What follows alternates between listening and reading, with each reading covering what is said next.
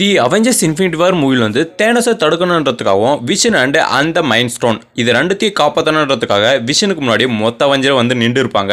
ஆனால் நம்மளோட தார் அவெஞ்சர், அதாவது தார் மாத்திரம் அந்த இடத்துக்கு வந்து இருக்க மாட்டாங்க. இதுக்கான காரணம்னு பார்த்தீங்கன்னா மற்ற அவெஞ்சர்ஸ் எல்லாருமே ஒகாண்டாவில் வந்து இருந்திருப்பாங்க. அதுவும் அந்த ஃபைட் நடக்கிறதுக்கு முன்னாடியிலிருந்தே அங்கே வந்து இருந்திருப்பாங்க. அப்போ வந்து அவங்ககிட்ட வந்து ஒரு கம்யூனிகேஷன் டிவைஸ் வந்து எல்லாருக்கிட்டுமே இருந்திருக்கும். இதன் மூலியமாக தான் அவங்க வந்து கம்யூனிகேஷன் பண்ணி எல்லாருமே விஷனுக்கு முன்னாடி வந்து தேனஸை எதிர்க்கிறதுக்காக, அதாவது டிஃபெண்ட் பண்ணுறதுக்காக நின்று இருப்பாங்க. ஆனால் நம்மளோட தார் மாத்திரம் அந்த இடத்துல விஷனை ப்ரொடெக்ட் பண்ணுறதுக்காக வந்திருக்க மாட்டார். ஆனால் எப்படி தேனஸ் வந்து அந்த மைண்ட் ஸ்டோனை எடுத்த உடனே கரெக்டாக வந்து என்ட்ரி கொடுத்து அவரோட நெஞ்சிலேயே அந்த ஸ்டார்ம் பிரேக்கரை இறக்கிருப்பாருன்னு பார்த்தீங்கன்னா, தேனஸ் வந்து அந்த மைண்ட் ஸ்டோனை எடுக்கிறதுக்கு முன்னாடி ஒரு பெரிய பிளாஸ்டர் வந்து வாண்டா வந்து உருவாக்கியிருப்பாங்க. அந்த ஸ்டோனை அழிச்சு அந்த பிளாஸ்டரை வந்து திருப்பணும் நம்மளோட தேனஸ் வந்து ரீட்டர்ன் பண்ணியிருப்பாரு. அந்த இடத்துல வந்து அந்த பிளாஸ்டரை நோட்டீஸ் பண்ணி அந்த இடத்துக்கு நம்மளோட தார் வந்து என்ட்ரி கொடுத்து கோடாலியே தேனஸோட நெஞ்சிலே இறக்கியிருப்பாரு. மோர் வீடியோக்கு சப்ஸ்கிரைப்.